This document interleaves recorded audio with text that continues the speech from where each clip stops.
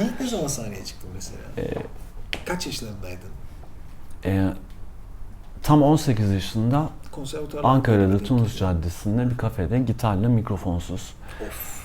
Bir okuldan benim gibi böyle deli bir arkadaşımla yılbaşı zamanları daha çok böyle kafeler falan şarkıcı ararlar, hani her yerde olduğu program yaptığı için. Bizim gibi 2 tane amatöre ihtiyaçları varmış okuldan. Biz de bağırıp çığıracağız. Mikrofon yok, bir şey yok. Bir şey yok. Koymuşlar bizi oraya, oturtmuşlar, muhabbet ediyorlar. Sesimiz çıkmıyor, bağır bağır. Sonra onun üstüne ben yeniden okula dönüp hani hangisini yapayım derken zamanın hızlı geçtiğini ve erken yürümem gerektiğini güdüsel olarak aslında hissettim. Yoksa çok okuluma saygı duyuyordum. Hocalarıma çok saygı duyuyordum. Bir taraftan seviyordum, yani çok yaramazdım. Evet, ama içimde de bir enerji oluyor ve seni bir yere çekiyor. Mecbursun yani. Kimisi anlıyordu beni zaten. Bazen hani korepetisyonu dersinde hoca bir tane de pop şarkı söyledi. Olabiliyor böyle şeyler. Ama o kısmı gerçekten hızlandırdı beni. Yavaş yavaş popüler müziğin çıkışı, benim 90'lardaki izlediğim o pop müzik aşkı falan, güzel temiz, daha böyle rahmani. Sen güzel bir şey yapıyorsan pıt diye hemen çıkıyorsun oradan. Çünkü hiç yapan yok, daha yeni yapılıyor yani her şey. Kesinlikle. Pıt pıt pıt pıt ve o yüzden güzel kötü kavramıyla devam ediyor. Herkes mutlu. Sonra onun içine işte kapitalleşti, iyice sonra dağıldı. Çok önemli. Sen bir parçayı 2 oktav aralık, 2,5 oktav aralıkta okuduğun zaman da geçmişteki operadan kulağında kalan şeyleri birleştiriyorsun zaten o müzikte. Zaten hani bence en muhteşem şey, seni bence farklı yapan, genelde Türk müziği şarkıları okuyanlar belli aralıklara sıkıştırırlar ve hep boğaza böyle içeride ses var. Sen tam tersi, tabanca gibi tize çıktığın zaman bütün sesi tam ses olarak vermeye odaklısın. O bambaşka bir şey. İlk zamanlar çok zordu. Yani mesela çocukken sesimi çok beğeniyordum. Gerçekten kendi sesimi dinlemek çok hoşuma gidiyordu falan böyle. Çok. Herkes beni tanırdı falan. Sesi güzel olan çocuk diye. Harika. Sonra ergenlik yaşına girdim ve şarkıcılık arzusu, bu küçükken şarkı söyleyen bir tam vardı. Değişikti yani, güzeldi. Onu yaşatabilmek adınaydı. Şimdi hepsi diyor ki evet abi biz ergen olduk ve sesimizi kaybettik falan. Evet, ilk mücadeleniz zaten burada başlıyor, tenorlar. Yani değil mi?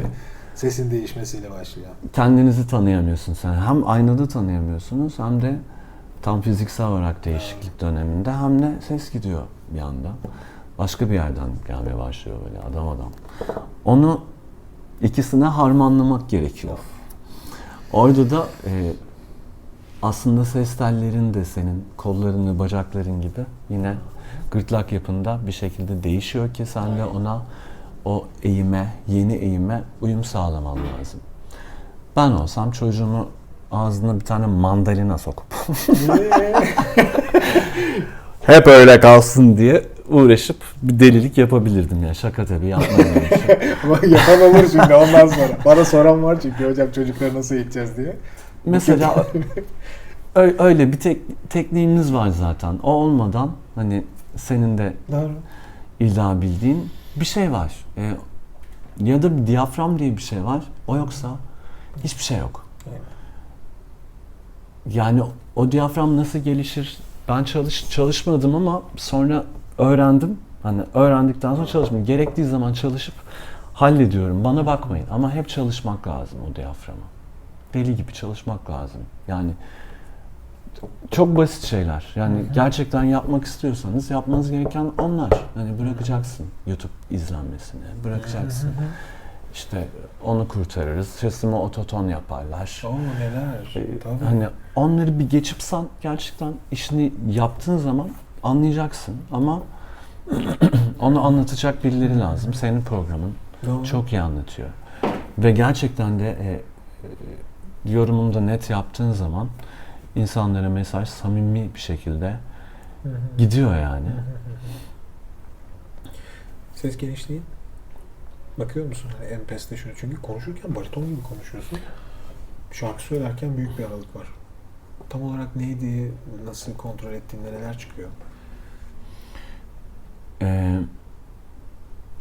Böyle gerçekten şeyde skalada pesleri de büyüttüğümüz zaman aslında tizlerimiz de açılıyor. Değil mi?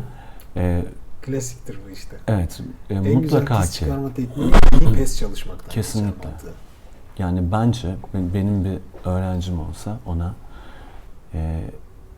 gün içinde pes konuşması gerektiğini, şarkı söylerken de en tizleri zorlaması gerektiğini söylerdim ki o skalayı Sürekli. tam anlamıyla böyle ayırabilsin, büyütebilsin.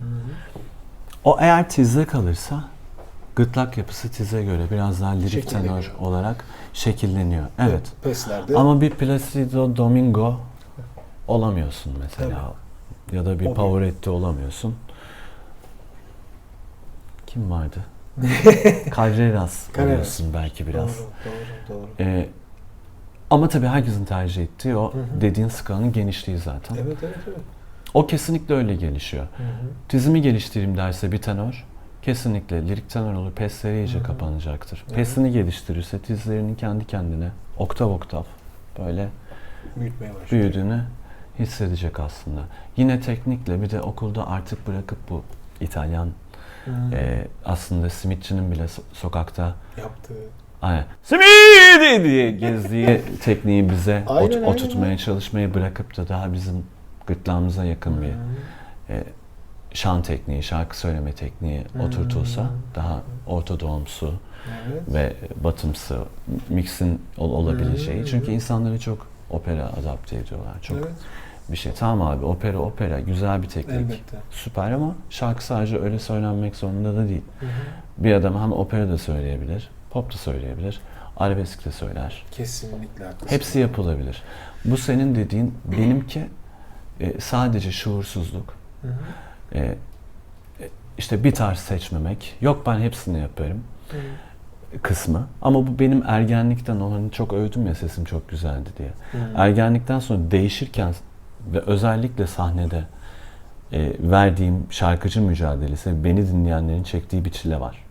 İyi ki mesela internet yokmuş da o denemelerim, o bağırmalarım, çağırmalarım, o detonelerim, o kötü tesisatlardaki kendimi İnanılmaz yırtmalarım, sonra işte arabanın vergisi ödenecek, daha fazla kazanayım diye öğrenciyken üçüncü bir iş koyup gece sabahları iş koyup onlara arabesk repertuarda bir şekilde öğrenip söylemek falan. İnanılmaz Onlar olunca zor bu bence. sefer hem insanları da yordum, kendimi de yordum ama mücadeleye girdim. Çok Tabii ki. sesimin hasta olduğu dönemler, olmadığı dönemler ama okulda da bir taraftan sürekli dedim ki lan benim bu silahım. Yani bunu tam iyi kullanmak zorundayım. Başka yapacağım bir şey yok yani. Yok. Çünkü serserilik yapıyorum, o da sokakta amigoluk yapıyorum bu sefer. Hep şarkıcılıkla ilgili. Aynen öyle. Hani o yüzden yapacağım iş bu ve ben silahımı artık tutmam lazım. Zaten seviyorum. Hep hayalini kuruyorum çocukluktan bu yana. O yüzden okulda falan daha derin düşünür oldum. İşte bu diyafram kısmını, ses kısmını. Gerçekten diyaframı çalışan her insan mesela şarkıcı. Aslında ses teli herkesin aynı.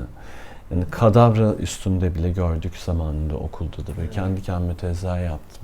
Düşündüm. Hani bir şarkıcının parmağı neyse normal insanın parmağı, ses teli neyse normal insanın ses teli de o aslında. Doğru. Şarkıcılık düşünürken bile yanlış organa yükleniyoruz aslında. Hani sistem de değişik. Kesinlikle diyafram olduğunu bilmesi bile ya da şu programı izlemesi bile hiç değilse bir iki Tabii ki. insana Çok faydalı fikir olacak. veriyor.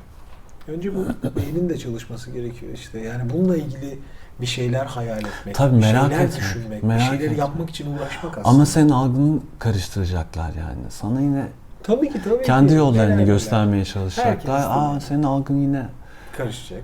videomuzda izlensin. O zaman biraz daha yakışıklı olayım, biraz daha güzel olayım ve mavi Evet. gözlü olayım diye uğraşacaksın. Doğru. Bu sefer diğerine heyecanın gidecek ve Tabii ki. gelişemeyeceksin.